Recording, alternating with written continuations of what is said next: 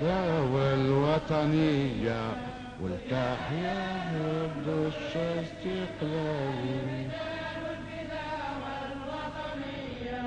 وتحيا الجزائر مثل الهلال وأحيا فيها الوطنية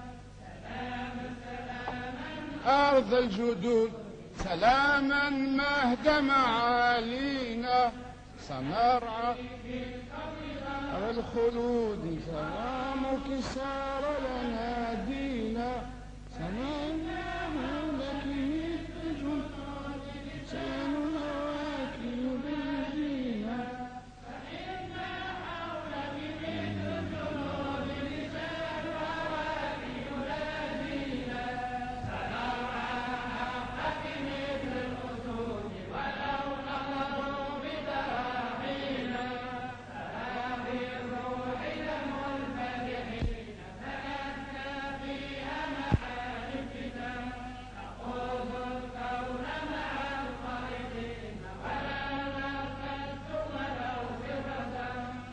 مرحبا بكم في هذه الحصة الجديدة للكلمة للمؤرخين.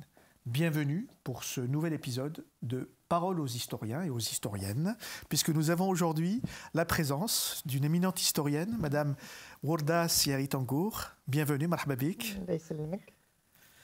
Et nous avons la présence de Gilles Monseran, que nous avons reçu à plusieurs reprises. Bienvenue. Merci de votre invitation. Merci. Nous avons par visioconférence Monsieur Kamal Beniaïch, journaliste dans le quotidien El Watan, qui a fait un travail remarquable pour récolter un certain nombre de faits, de documents qui ont trait à la tragédie du 8 mai 45 et qui édite un ouvrage en ce moment sur l'événement qui s'intitule le 8 mai 45, massacre du 8 mai 45 en Algérie, vérité et mystification. C'est bien ça, si Kamal. La vérité mystifiée. Mystifiée, pardon. La vérité mystifiée. Merci à vous pour nous avoir honorés de votre présence. On rappelle que vous allez animer un certain nombre de conférences en France sur l'événement très prochainement, sur le 8 mai 1945. Bienvenue. Alors, avant d'arriver à cette tragédie qui est le 8 mai 1945, Madame Siari-Tangour, on avait déjà abordé lors d'une précédente émission ce qu'a été les enjeux politiques pendant la Deuxième Guerre mondiale et notamment à travers l'organisation des Amis du Manifeste et des Libertés, les AML, le Manifeste du peuple algérien, les Amis du Manifeste et des Libertés, qui ont été une étape très importante puisque on dit que certains disent qu'il y aurait plus de 650 000, 630 000 adhésions aux AML recensées en 1945. Donc un événement massif d'adhésion fait de différents mouvements nationaux. On parle bien évidemment du mouvement autour de Farhat Abbas, du PPA, des oulémas et du Parti communiste. Donc un mouvement... alors le Parti communiste a était présent dans les AML? Il était absent, tout à fait. Et donc, comment vous pourrez nous, comment vous pouvez nous expliquer un peu cette genèse des AML avec justement le formidable espoir que cela a généré au sein des Algériens?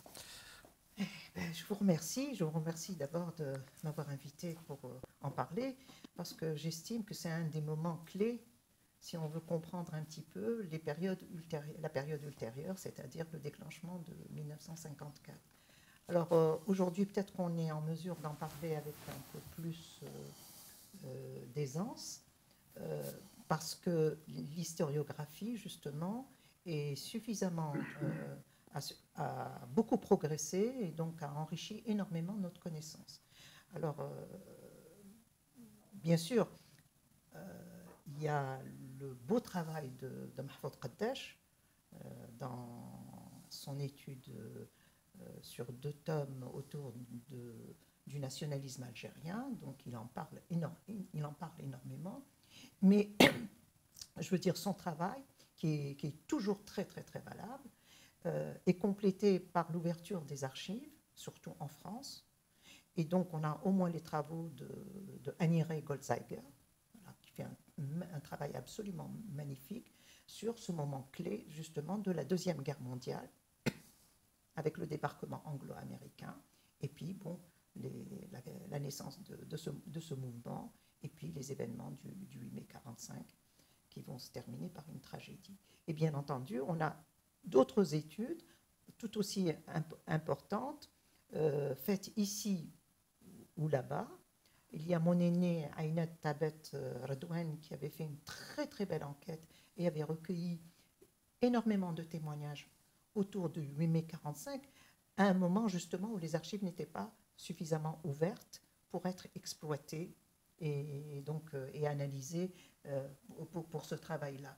Et c'est formidable parce que ce travail, ce recueil de témoignages, ce début d'histoire orale, il s'avère absolument nécessaire, comme le fait un peu notre collègue Benaïch, pour essayer de mettre des noms, par exemple, sur les disparus, etc., etc. Donc voilà. Bien sûr, là je citais mon aîné Aynat Tabet Redouane, mais il y a d'autres travaux, le travail comment il s'appelle, de Jean-Louis Planche sur Sétif, et le beau travail aussi de notre ami absent qu'on aurait voulu avoir avec nous, c'est-à-dire Jean-Pierre Péroulou. Il y avait un travail auparavant que j'ai oublié de citer, c'est celui de, comment il s'appelle, Boussif Mekhaled. Boussif Mekhaled, également, absolument, sur les massacres. Soutenu en France. Voilà. Soutenu en France, effectivement, oui. Mais un très, très, très beau Mais travail. ensuite édité voilà. chez Syros au nom de la mémoire. Absolument. Un très, très beau travail. Donc aujourd'hui, il y a énormément, et bon, là, on ne fait que citer que quelques-uns, mais il y a énormément d'articles. On a donc on a vraiment de l'accumulation aujourd'hui, donc on peut en discuter, on peut en parler. Alors, bien sûr... Si je puis me permettre, oui, bien sûr. Warda, oui. Il faudrait, me semble-t-il, ajouter aussi les travaux sur Ferhat Abbas, bien sûr, les biographies bien sûr, qui le concernent, bien et le travail sur l'UDMA que notre collègue Malika Rahal a publié en Algérie. Absolument, et puis donc aujourd'hui, on a effectivement énormément, donc on a beaucoup avancé sur la connaissance de cette période. Alors je rappelle, Madame Siari Tangour, que vous êtes co-autrice d'un ouvrage qui est en train de sortir, qui est sorti aux éditions Lafon sur Dictionnaire de la guerre d'Algérie.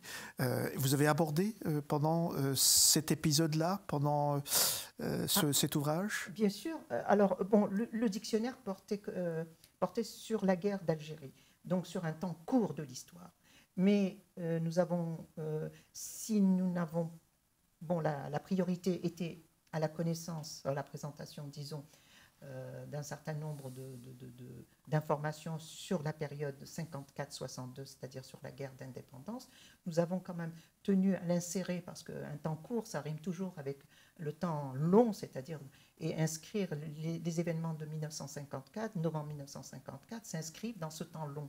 Et bien sûr, on n'a pas été très loin, mais nous avons tenu quand même à rappeler ce qui s'est passé au niveau de mai 1945, de rappeler aussi ce que furent un peu les institutions dans leurs grandes lignes, bien sûr. C'est un dictionnaire, donc il n'est pas question d'aller dans le détail, mais il y a quand même des références bibliographiques. Elles sont limitées parce que ça, c'est les contraintes éditoriales, donc bien sûr, parce qu'on a des bibliographies aujourd'hui bien étoffées. Et donc, nous avons tenu quand même à en parler. Peut-être pas suffisamment, mais l'objet n'était pas quand même la période antérieure. La période antérieure, tout à fait. Mais celle de la guerre de libération avec mes deux collègues, c'est-à-dire Sylvie Thénault et Tramor Kemener. Très bien, merci beaucoup. Gilles Monserand, justement, on a abordé la dernière fois un peu la période des AML et l'émergence ce que disait Mohamed Damer la dernière fois, Ammar Mohamed Damer, d'une revivification de ce qu'a été le Congrès musulman algérien à travers les AML, c'est-à-dire l'union des forces nationalistes pour une revendication de liberté et d'indépendance. Comment vous jugeriez, comment vous voilà, quelle est votre impression, quel est votre ressenti sur ce qu'a été l'organisation des AML dans un contexte très particulier, puisque c'était suite au débarquement anglo-américain et l'émergence de la France libre, et notamment en Algérie, puisque son siège était en Algérie. Et c'est aussi l'émergence avec beaucoup plus de force du mouvement national algérien, le mouvement indépendantiste algérien, puisque Ferhat Abbas, personnage clé à l'origine, auquel la presse coloniale reprochera d'avoir été celui qui a fomenté ce qui s'est passé à Sétif, eh bien, avant la Seconde Guerre mondiale, n'était pas un partisan de l'indépendance algérienne. Absolument. Il voyait l'évolution future de l'Algérie comme une évolution progressive dans un cadre électoral défini par la France, si je puis dire, avec une évolution vers une autonomie, vers une prise de responsabilité des élites autochtones. Hein. Mais il ne se proclamait pas partisan de l'indépendance. Seule l'étoile nord-africaine, devenue le PPA en 1937, puisque l'étoile a été dissoute auparavant, oui. Janvier 1937 par le gouvernement de Front Populaire, que l'étoile avait pourtant soutenu dans les années précédentes. Et c'était le foyer de l'indépendantisme algérien. Ce mouvement étoile nord-africaine devenu PPA est devenu, après une nouvelle dissolution, le MTLD, après la Seconde Guerre mondiale. Donc il y avait ce mouvement-là, d'autres mouvements idéologiques, religieux, tels les oulémas, défendaient plus ou moins une identité algérienne qui s'apparentait à une volonté d'indépendance, si je puis dire, mais qui n'était pas posée aussi clairement sur le plan politique que le faisait le Messali Hadj et son mouvement. Mais Ferhat Abbas, avant la Seconde Guerre mondiale, n'était pas un partisan déclaré de l'indépendance, et avec l'apparition du manifeste, en février 1943, c'est-à-dire après le débarquement des Alliés en Afrique du Nord, qui date de novembre 1942, à ce moment-là, il bascule vers l'idée d'une indépendance algérienne dans le cadre de l'ensemble des mouvements d'émancipation des peuples coloniaux. Il y a, je crois qu'il faut souligner, l'importance du débarquement des forces anglo-saxonnes en Algérie, sur les côtes donc nord-africaines. Ça, c'est absolument sûr. Et ça va créer, ce moment-là, c'est un moment clé justement de la radicalisation, disons, des différentes tendances du mouvement national, comme vient de le rappeler Gilles, c'est-à-dire à travers la tendance très très modérée, pour ne pas dire réformiste, c'est-à-dire celle de Ferhat Abbas, celle de l'association des oulémas, qui avait une vocation plus culturelle que politique, même si on a quand même une participation pendant le congrès musulman, donc en 36-37, et bien sûr, donc le PPA. Alors, à ce moment-là, il faut savoir que si cette radicalisation survient, c'est qu'il y a quelque chose qui se joue à ce moment-là. D'abord, il y a la puissance matérielle étalée par les Américains, mais c'est surtout les idées qui sont diffusées dans le sillage de cette présence américaine et ce fameux droit des peuples à disposer d'eux-mêmes, tel que l'a énoncé justement la Charte de l'Atlantique. Et ce mot qui va devenir, il va épouser une sorte de, comment dire, il va avoir une signification presque magique, les Algériens s'en emparent.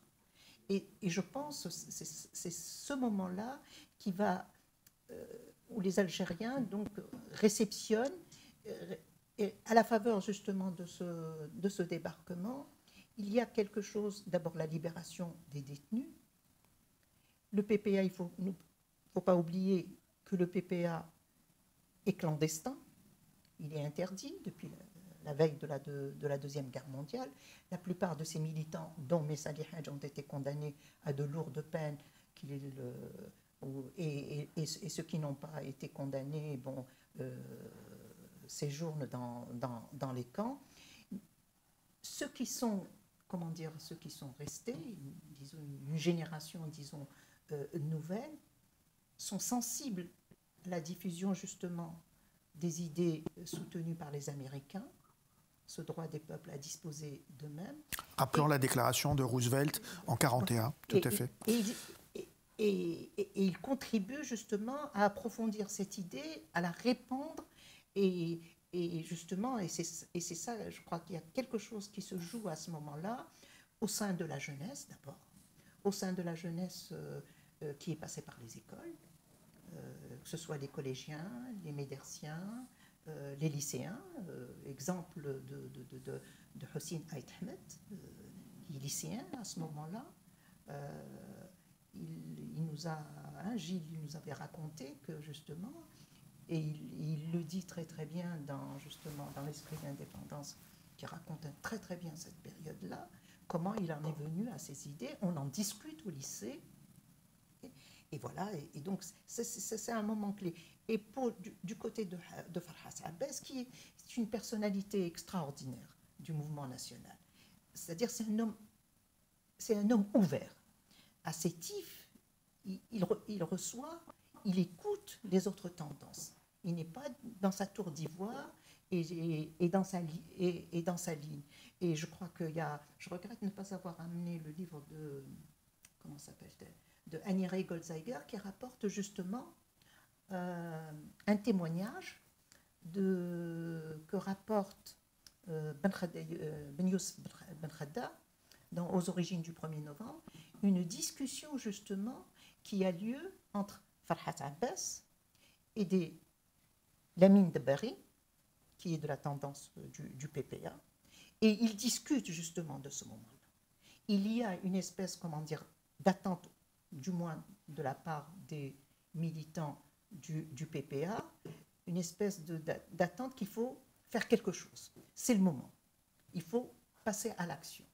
Et ce côté, disons, de nécessité de passer à l'action, les jeunes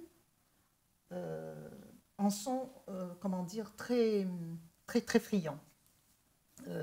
Et ils développent. Ce n'est pas un hasard si à ce moment-là, par exemple, on a ces fameux sortes de clubs, comités de jeunes, éparpillés dans la ville d'Alger, justement, soit dans la région de Bellecour, la région de Clos-Salambier, avec quelqu'un qui va jouer un rôle extraordinaire en 54, à partir de 54, et même avant, Didouche Mourad, par exemple, et dans ces groupes de jeunes, le groupe de la Casbah, justement, etc. Donc, c'est cette espèce d'effervescence culturelle où il va y avoir, une attention et une attache à des mots qui vont prendre du sens, le sens de la patrie, le watan, le mot indépendance, istiqlal, le mot djihad aussi qui est rappelé à l'occasion. Et donc, c'est toute cette sémantique de la libération qui s'empare des consciences et qui participe à l'éveil des Algériens. Mais il faut rappeler aussi que tout cela se déroule dans un contexte absolument difficile pour les Algériens. C'est un contexte socio-économique absolument pénible, c'est une succession de mauvaises années agricoles, donc aggravé par le rationnement d'ailleurs inégal entre population algérienne et population européenne. Une série, donc la famine est présente, on a des passages absolument extraordinaires sur les méfaits de cette famine qui sont très très bien décrits dans un petit livre qui est apparu à l'époque sous la plume d'André Nouchi, justement les débuts du nationalisme algérien, il y a des passages justement sur cette famine où les gens sont obligés de se nourrir d'herbes et bien sûr, parfois il y a des empoisonnements, toute une série également de maladies. En dialecte algérien, on parle de typhus, c'est l'année du typhus, l'année de la fièvre typhoïde, etc. C'est ce fond aussi difficile qui a contribué aussi à une sorte d'exode rural, de déplacement vers la ville où il y a peut-être moyen de vivre, surtout quand les Américains arrivent.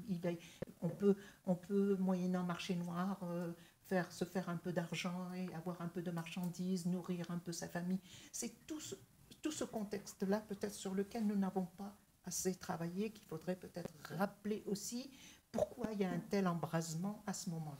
Il y a justement un rapport fait par un organisme américain au moment en 1943, on était 1943, qui justement décrit cette situation de famine et de détresse des populations du nord du Constantinois, le département de Constantine, qui décrit toute justement cette situation extrêmement qui la décrit quasiment comme insurrectionnelle. Mais les rapports des administrateurs de communes mixtes le disent. C'est-à-dire on met le doigt sur les difficultés vécues par la population.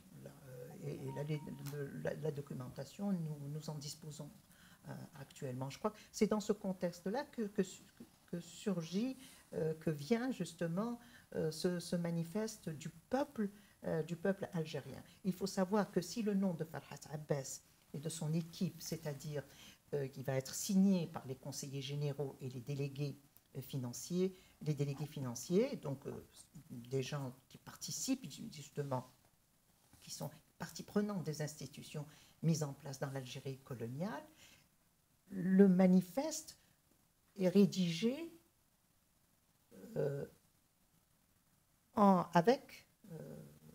c'est-à-dire en demandant, il y a des réunions précédant la rédaction du texte final par Farhat Abbas, et donc il y a consultation avec les ulama et avec le PPA, surtout après la libération de Messalit. Justement, Gilles Manseran, l'additif au texte, au manifeste du peuple algérien, date de mai-juin, je pense. Du mois de mai. Mai 1943. Le texte est présenté en février. Au gouverneur général Pérouton. Oui. Il est accepté, oui. Peut-être du bout des lèvres, mais qu'importe. C'est le moment où on demande aux Algériens, où la mobilisation des Algériens est extrêmement demandée, puisque la guerre n'est pas encore terminée, et on demande un certain nombre de précisions. Donc, à ce moment-là, effectivement, les choses vont être précisées, et là, on va parler, si vous permettez, là, on va présenter, on demande, ce qu'on va demander, c'est un État algérien autonome, après la réunion d'une assemblée constituante, élue par tous les habitants de l'Algérie. Donc ce n'est pas rien, voilà, cette radicalisation justement, et l'un des porte-paroles, c'est bien sûr c'est Farhat Abbas. On sait que ce document en pleine guerre, le Conseil, c'est le Conseil national de la libération française, De Gaulle n'allait pas accepter cela, mais en compensation, il va édicter ce qu'on appellera l'ordonnance de 1944, qui est une sorte de remake de projet Blum-Violet, c'est-à-dire la citoyenneté à une catégorie remplissant un certain nombre de conditions, ce qui ne satisfaisait parce que c'était fini, on l'entendait, c'est fini.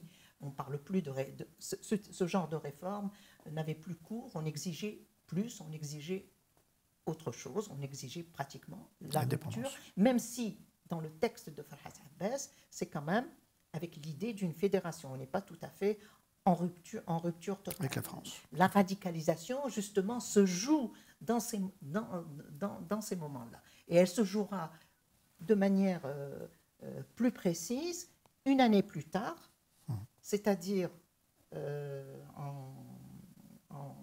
En mars 45. En mars 45. Non, oui, en mars 45. Si, en mars 45, lors du congrès des AML du 2, 3 et 4, plutôt 3, 4 et 5 mars 45.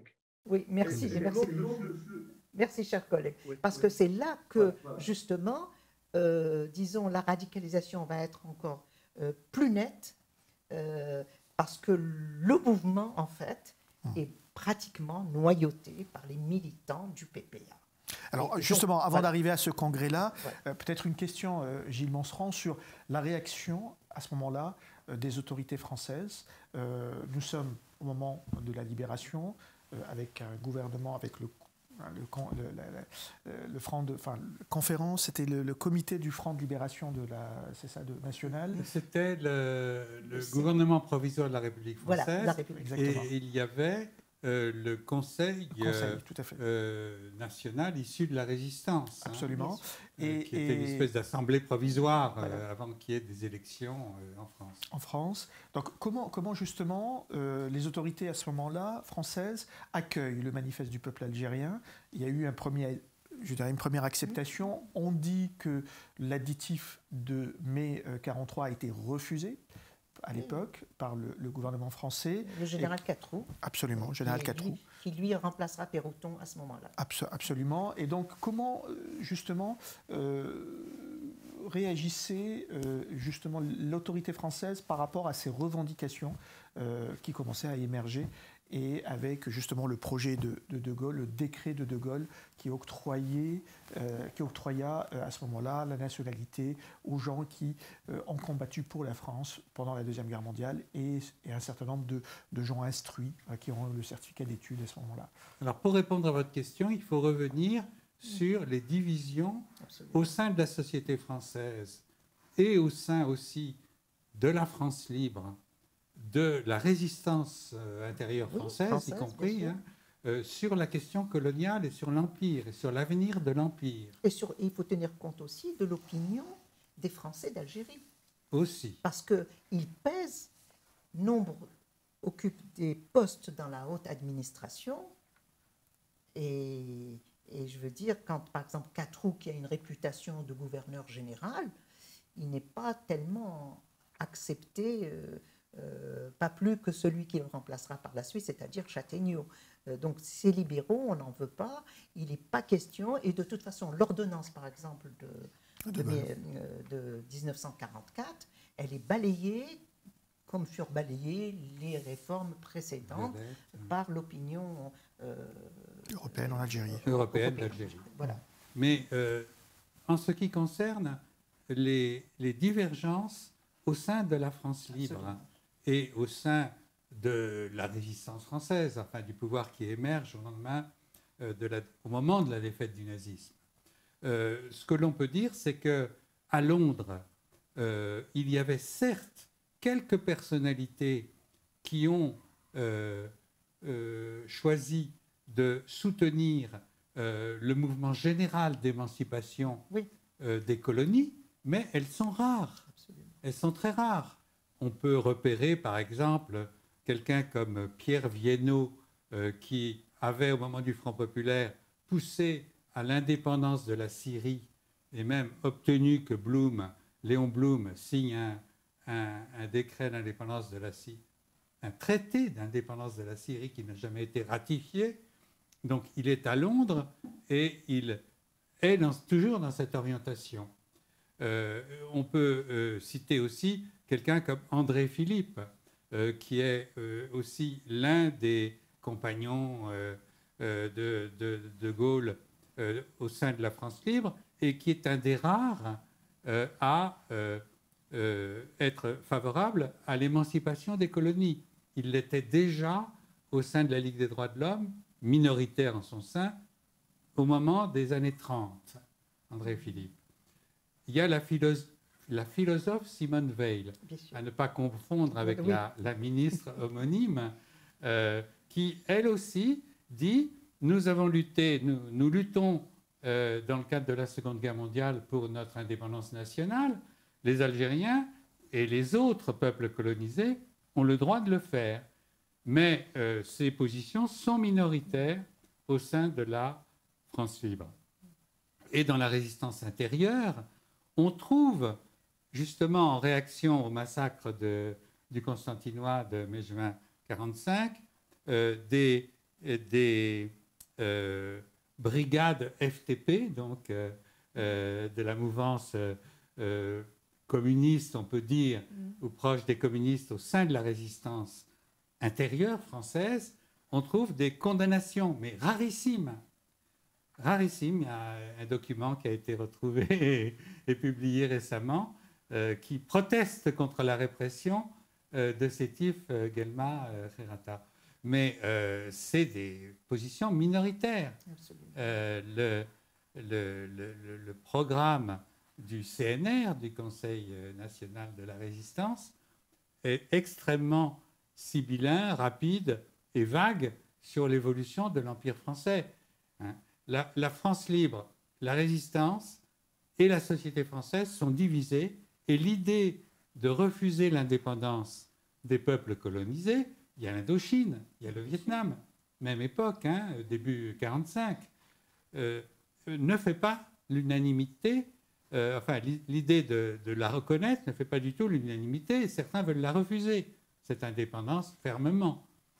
On a aussi, à propos de l'Indochine et du Vietnam, des polarités diverses entre Jean Saint-Denis, par exemple, qui serait favorable à reconnaître ce processus déclenché par Ho Chi Minh, et d'autres, comme l'amiral Thierry d'Argentlieu, par exemple, qui, lui, est partisan de rétablir l'Empire par la force et par les bombardements, comme celui de Haiphong.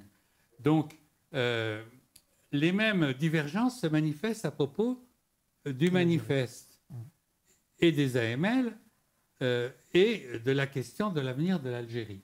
Et le PCF, vous posiez la question tout à l'heure, le PCF et sa branche algérienne, le PCA, qui a pris cette dénomination en 1936, mais qui reste la branche algérienne, surtout au lendemain de la libération, dans cette période du débarquement et de la libération, où il reprend le contrôle d'un PCA qui était un petit peu de fait livré à lui-même pendant le régime de Vichy et ce qu'il a accompagné en Algérie.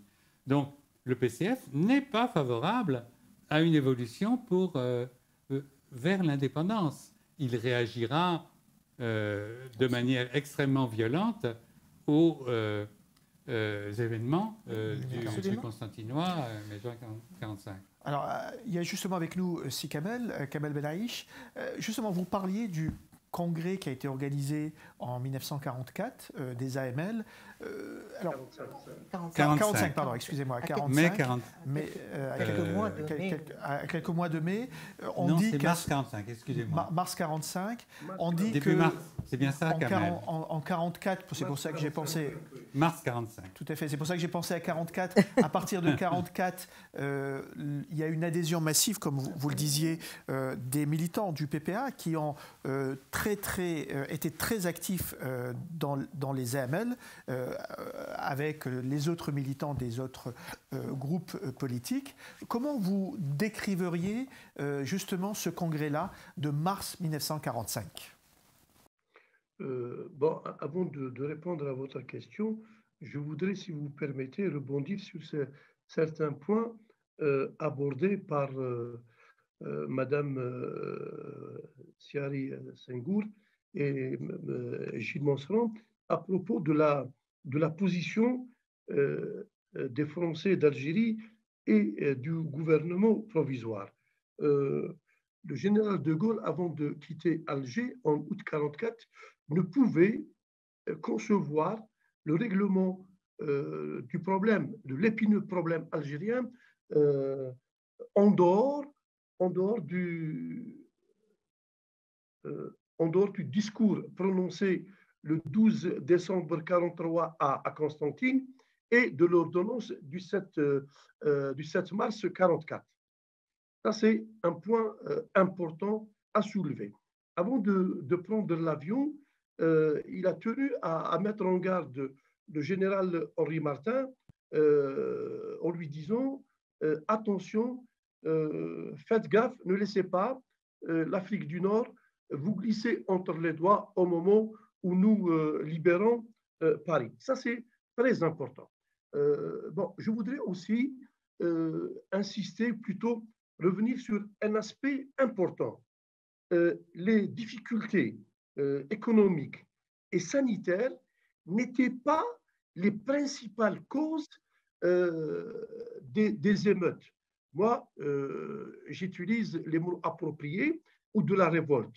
Donc, c'était des problèmes purement politiques. Pour revenir à votre question,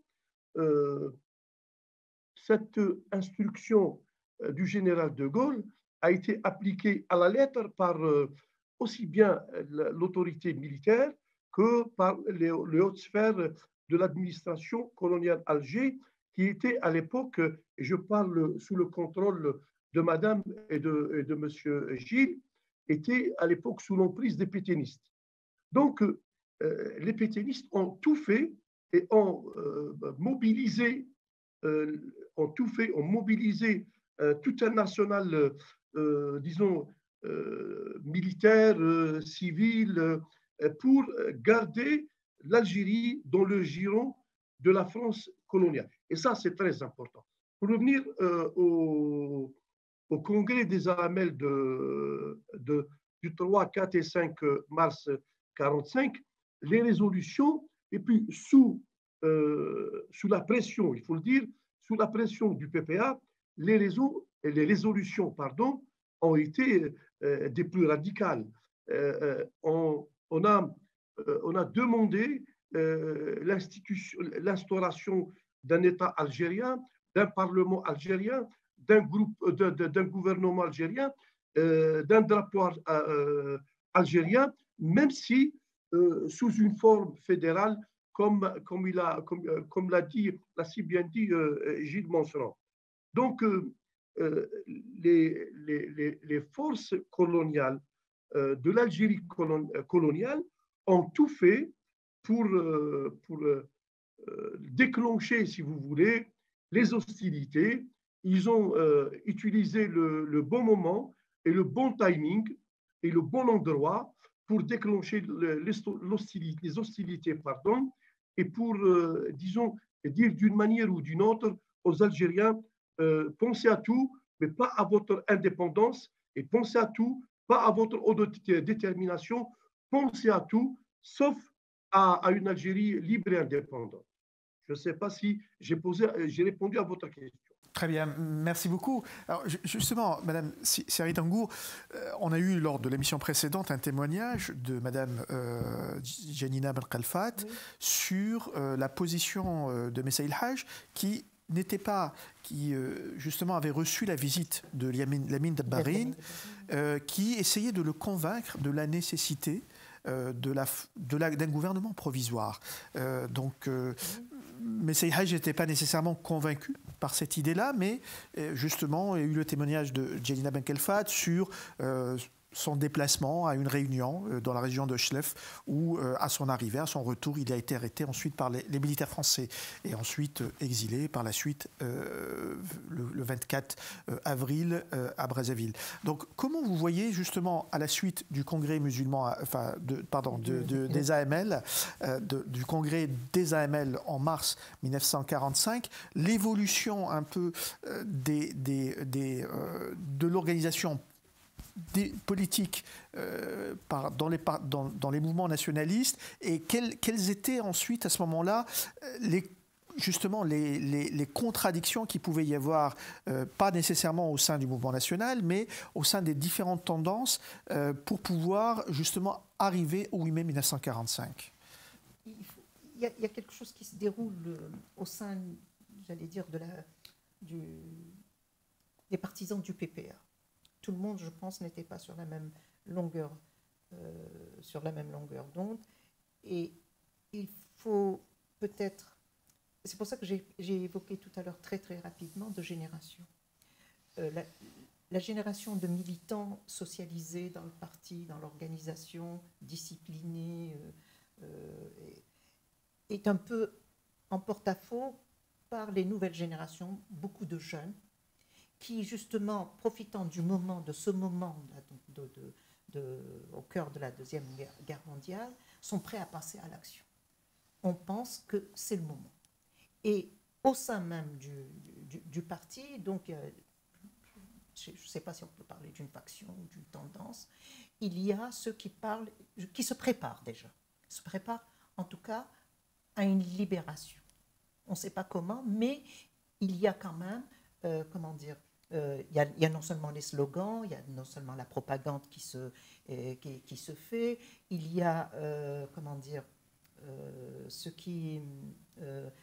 une recherche des armes, une collecte des armes, il y a une collecte des moyens d'impression, il y a des feuilles, je crois qu'il y a une feuille, l'action algérienne, je crois, et El Watan, par ces groupes justement de jeunes, tantôt à Belcourt, tantôt à la Casbah. Donc il y a un petit peu ces désaccords et parmi, disons, ces activistes, entre guillemets, à leur tête, il y a quelqu'un comme Lamine Debarine qui joue un rôle important. Il y a un vieux militant comme Ahmed Bouda aussi, qui couvre bien ces jeunes, avec qui il sympathise et qui en tient compte et qui les encourage, je dirais même plus, qui les admire par le courage qu'ils ont, etc., etc. Voilà, donc il y a cela. Effectivement, quand il y a ce moment où on en parle avec Messali Hadj, où il est question de proclamer justement une sorte de gouvernement provisoire, etc., qu'on aurait éventuellement même situé, je crois que Harbi en parle, rapporte que ce gouvernement siégerait dans la ferme des Maïsa, dans la région de Sétif, etc.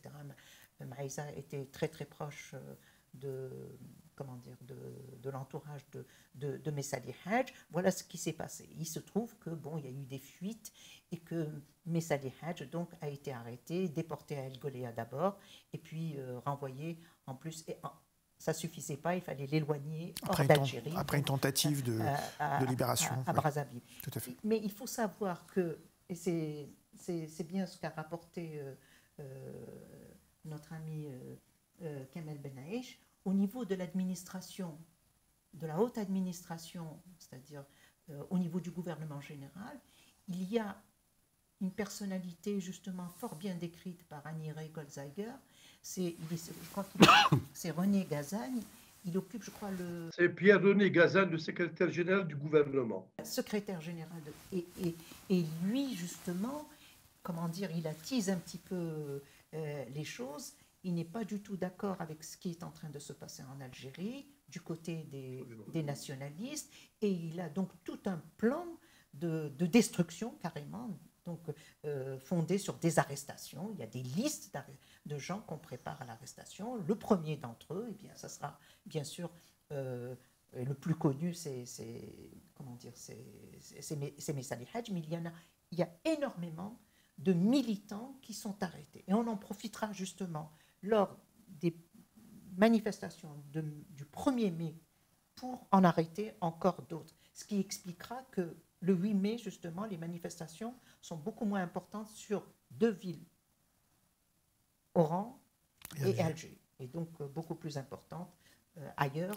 Dans le plat pays. Mais l'important justement de ces manifestations, c'est que voilà, la force des AML, les Amis du Manifeste et de la Liberté, c'est justement non seulement d'avoir réunifié d'une manière ou d'une autre les différentes tendances du mouvement national, à l'exception du PCA, donc qui lui justement va contrecarrer les Amis du Manifeste et de la Liberté en créant les Amis de la démocratie, je crois, et de la liberté, mouvement très éphémère qui ne rencontrera pas un gros succès. Et à ce moment-là, voilà, les choses vont progresser, vont aboutir à ce qu'on sait lors de ces manifestations, avec justement des slogans très importants, la libération de Messali, indépendance. On va en parler, Ouais. justement. Le 1er mai, Gilles Manserand était l'occasion de très grandes manifestations dans plusieurs villes d'Algérie. Le 1er mai, c'est la fête des travailleurs, mais c'est aussi la fête quelque part de ce que sera la libération. Comment vous décriveriez ces événements-là qui se sont globalement passés pacifiquement, mis à part 2 villes, Alger et Oran, où il y a eu des morts suite à justement le drapeau algérien, des manifestations autorisées et qui se sont globalement bien passées. Et comment vous décriviez ces manifestations-là? Je rappelle juste que quelques jours auparavant, il y a eu un très grand événement international qui est la conférence de San Francisco, qui était très attendue par le mouvement national et qui, justement, vu ses résolutions, a été aussi une déception pour beaucoup de militants, puisqu'il n'est pas allé aussi loin que ce qui était prévu pendant cette conférence. Alors, la conférence de San Francisco commence en avril, s'ouvre en avril, et elle va se prolonger. Et les textes seront plus tardifs. Mais la nouvelle de l'ouverture de cette conférence de San Francisco a un écho, y compris en Algérie, dans le monde entier, je dirais. On pense que San Francisco va proclamer l'indépendance de l'Algérie, Voilà. va se prononcer pour l'indépendance de l'Algérie. C'est la rumeur, en tout cas, qui circule. On attend Absolument. énormément de cette conférence. Là, pour dire aussi cette espèce d'ouverture de l'Algérie à cette époque-là, qui justement suit avec intensité ce qui se passe sur la scène internationale. On suit avec beaucoup d'attention la résistance française, bien sûr, ce qui se passe donc aux États-Unis, à San Francisco, avec la charte, etc. On suit également ce qui se passe du côté de l'URSS. Et on suit énormément aussi ce qui se passe au niveau du Proche-Orient. On est très sensible à l'affaire de la Syrie et du Liban. Bien sûr, il y a l'Indochine. Il y a également la préparation, l'imminence de la création de la Ligue des droits, de la Ligue arabe égyptienne. On sait que, par exemple, le texte du manifeste, il est envoyé bien sûr au gouvernement général en Algérie, aux alliés, également à l'Égypte. Donc voilà, on est dans cette mouvance-là, et dans les conférences justement animées par les jeunes de Bellecour, de la Casbah, etc., on évoque ces questions-là, on débat de ces questions-là. C'est pour ça que l'ouverture de la conférence, des travaux de la conférence de San Francisco, on est aux aguets et on attend. Vers le 14 avril, j'ai dit. Alors oui, c'est ça. Au mois d'avril, dans la deuxième quinzaine d'avril, et il y a, ça me semble, un événement important par rapport à la suite de ce qui va se passer à Sétif. Il y a le 29 avril, à la salle des fêtes de Sétif, une conférence où intervient Ferhat Abbas et d'autres de son entourage. Et ça me semble être un événement qui explique la mobilisation populaire qui va ensuite se produire autour du 8 mai. Est-ce que, Kamel, tes recherches le confirment? Oui, je le confirme. C'est à la fin du mois d'avril, effectivement, Ferhat Abbas et les autres membres des AML ont animé une grande conférence au niveau de l'ancienne salle des fêtes qui se trouve toujours à quelques encablures de la célèbre fontaine d'Ain Fouara. Absolument. Et puis, je voudrais aussi rebondir sur la personnalité et les objectifs de Ferhat Abbas. Ferhat Abbas, durant les années 40 et au début des années 50, a été un homme pacifique et pacifiste. Il n'a jamais prôné la guerre. D'ailleurs, il est connu pour être le père de la révolution par les lois. Donc, je confirme effectivement, je voudrais, si vous permettez, rebondir sur l'affaire de Messali el-Hajj. La déportation de Messali el-Hajj a été décidée par deux personnages, à savoir Adrien Texier, qui était ministre de l'Intérieur, et Pierre-André Gazan. À mon sens, c'est le principal architecte de cet épisode traumatique. Ces deux personnages ont, le 22 avril et le 26 avril 1945, ont transmis des rapports, et ils ont en quelque sorte forcé la main au général de Gaulle pour renvoyer et pour, disons, envoyer Messali el-Hajj, qui représentait selon eux un danger pour la République et pour l'Algérie française. En invoquant atteinte à la sécurité de l'État, le général de Gaulle était contraint de signer l'extradition le 24 avril. Il a été envoyé une première fois le 28 à Goléa, et puis par la suite, il a été transféré vers le Congo-Brazzaville, où il n'arrive que le 3 mai 1945. Je voudrais aussi insister sur un point important. Je parle sous le contrôle de madame et de monsieur. J'ai cherché, aussi bien à Aix qu'à Vincennes, cette histoire de coup d'État et d'un État, un État au niveau de la ferme Maïza, qui se trouve à Bnifouda, une localité distante d'une quinzaine de kilomètres de cette île. Je n'ai pas trouvé de traces de cette histoire-là. Donc, moi, je pense, en mon âme et conscience, que les forces coloniales, que les pétainistes qui étaient maîtres d'Alger ont tout mis en œuvre pour faire diversion et pour justifier l'injustifiable. Voilà. Donc, et puis, je voudrais aussi, si vous voulez anticiper, parler de cette manifestation du 8 mai.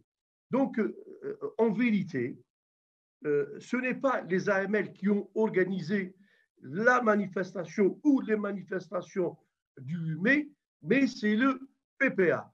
Pour la simple raison, en répondant au consul américain Robert Murphy, qui disait que le PPA n'était pas représentatif, qu'il n'était pas actif, qu'il n'avait pas d'ancrage social. Donc, la direction du PPA est à l'origine et l'organisatrice de cette manifestation. Je le dis et je le répète, ça a été une manifestation pacifique. Et puis, la responsabilité du sang qui a coulé, aussi bien des Européens que des Algériens, incombe à la haute autorité militaire et civile de l'époque. Pourquoi? Parce que il y a eu des morts, il y a eu une tuerie à Alger et à Oran. L'autorité pouvait interdire toute manifestation non officielle. Elle ne l'a pas fait, elle a laissé faire, et elle a fait du mai une occasion pour crever l'abcès. Voilà. Justement, vous parlez de la préparation des manifestations du 8 mai. On dit aussi qu'à Guelma, le sous-préfet de Guelma, Akiari, avait aussi entrepris la distribution d'un certain nombre d'armes aux collants. Et vers le fin avril 1945, pourquoi Guelma? Guelma, où Mohamed Reggui avait organisé dans son hôtel des grandes réunions de débats, comme vous l'avez cité, sur justement autour des AML, lui étant responsable des AML à Guelma, membre du PPA, et soutenu très proche de Farhat Abbas, donc un personnage clé qui a été assassiné pendant ces événements-là, voilà, avait été justement identifié comme un acteur dangereux par l'administration française. Il y a quelque chose qui se déroule justement dans le sillage de cette haute administration, justement, où l'épuration n'a pas été tout à fait, n'a pas opéré, n'a pas été réglo, disons. Et il y a, principalement, disons, avec tout ce qui se passe, c'est-à-dire les réunions, les défilés des scouts, les chants patriotiques, toute une atmosphère de soulèvement qui n'en était pas un, parce que là c'était pacifique, mais de temps en temps il y avait quand même sorte de violence, ne serait-ce que comment dire, les slogans affichés sur les murs, par exemple. On rappelle beaucoup une inscription qui a été relevée dans la région de Biskra, frères musulmans, préparez-vous. Et il y en a un qui lui répond, à quoi? Avec un grand point d'interrogation, et la réponse qu'on retrouve le lendemain, ou je ne sais plus, un peu après, à faire la révolution. Donc voilà, un soulèvement, il y a quelque chose qui se passe, comme on espère que la conférence de San Francisco va énoncer le droit des peuples, du peuple algérien en tout cas, à exiger son indépendance, etc. Et avec, dans cette atmosphère-là, et avec les mesures édictées par l'ordonnance de mars 1944, c'est-à-dire, cet élargissement du premier collège et quelques mesures, disons, plus ou moins favorables aux Algériens, il y a l'opposition viscérale, cette fois-ci, donc de l'opinion européenne et de leurs représentants, et il y a, plus que cela, il y a de la peur qui s'installe auprès surtout des colons installés à l'intérieur du pays, dans leurs fermes, etc., et qui le signalent et qui l'écrivent, et qui le disent, etc.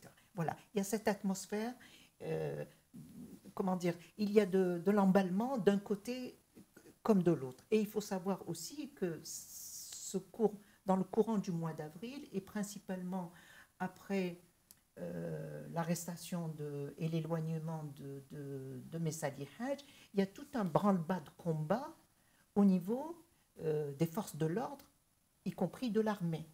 C'est-à-dire, il y a une mise en alerte de l'armée, de la gendarmerie, des forces de la police, etc., etc.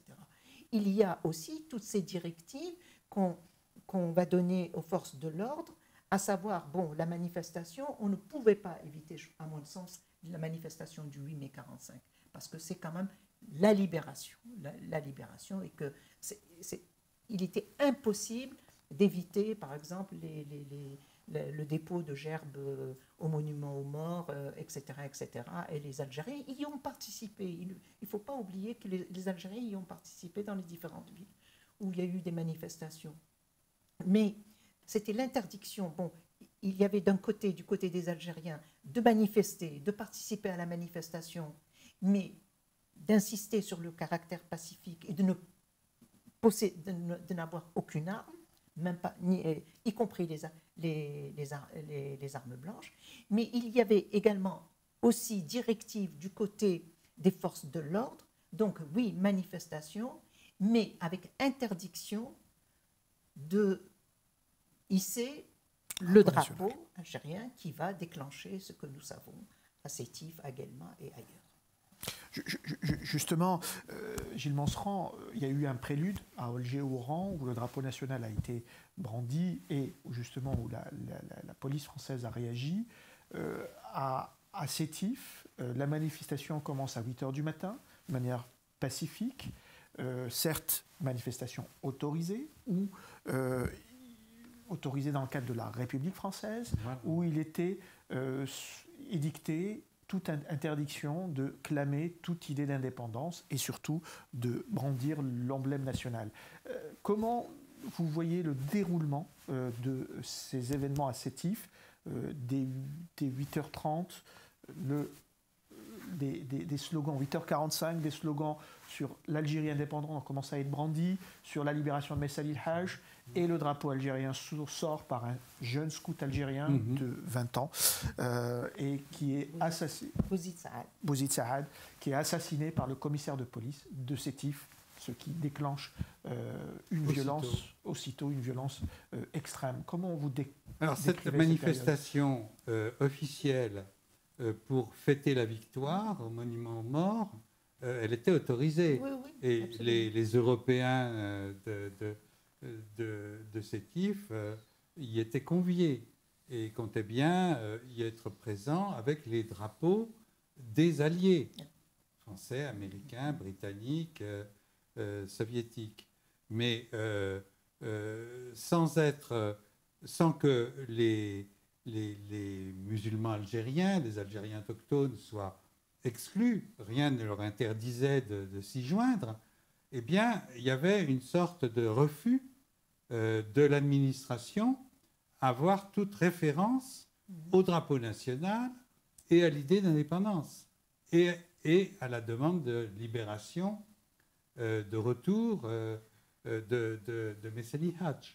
Donc, c'est lorsque ces banderoles ont été arborées par les Algériens qui se sont joints au cortège, lorsque le drapeau national a été brandi, qu'il y a eu affrontement et intervention de la police contre les porteurs de drapeaux et contre les porteurs de banderoles, et que tout a dégénéré en affrontement extrêmement violent dans les rues de Sétif.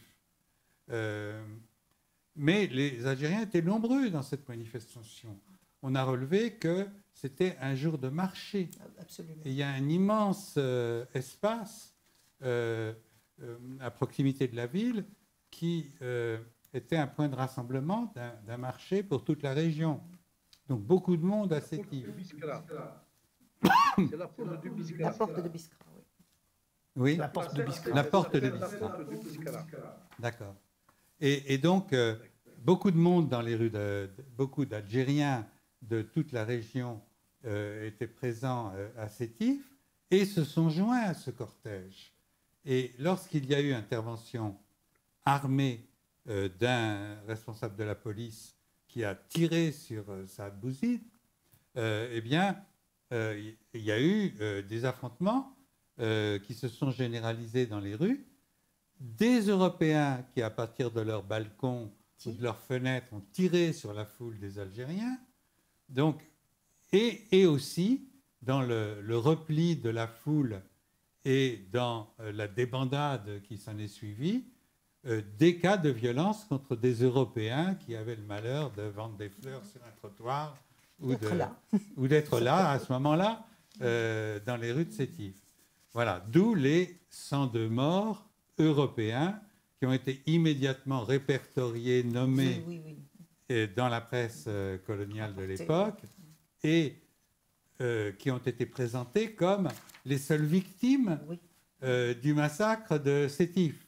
Et encore aujourd'hui, lorsque l'on parle des événements de mai-juin 1945 dans le Constantinois, un certain nombre de personnes, plus ou moins sincèrement pour ceux qui sont d'origine pied noir, si je puis dire, ont en tête mai-juin 1945 Sétif, c'est le massacre des 102 Européens dans les rues de Sétif. Non conservé que ce souvenir, alors que ce n'est qu'un épisode réel, mais dans le cadre d'une répression, d'une manifestation qui a fait surtout des victimes algériennes. Absolument. Alors, j'ai eu l'occasion, Si Kamel, de rencontrer dernièrement Reda Amrani, qui m'a fait part justement de la préparation des manifestations de Sétif. Il devait être avec nous, bon, il s'excuse, il y aura l'occasion de refaire une émission probablement avec lui, et il parle justement du rôle de son oncle, qui était la tête du PPA à la Casbah, Saïd Amrani, qui justement... ce que témoignait Reda Amrani, c'est que les drapeaux algériens qui ont été à ce moment-là brandis à Sétif ont été cousus dans la maison de son oncle, qui est transporté à Sétif pour la préparation de la manifestation. Voilà, comment vous pouvez décrire cette préparation de la manifestation et ensuite le déroulé des tragiques événements du 8 mai 1945 ?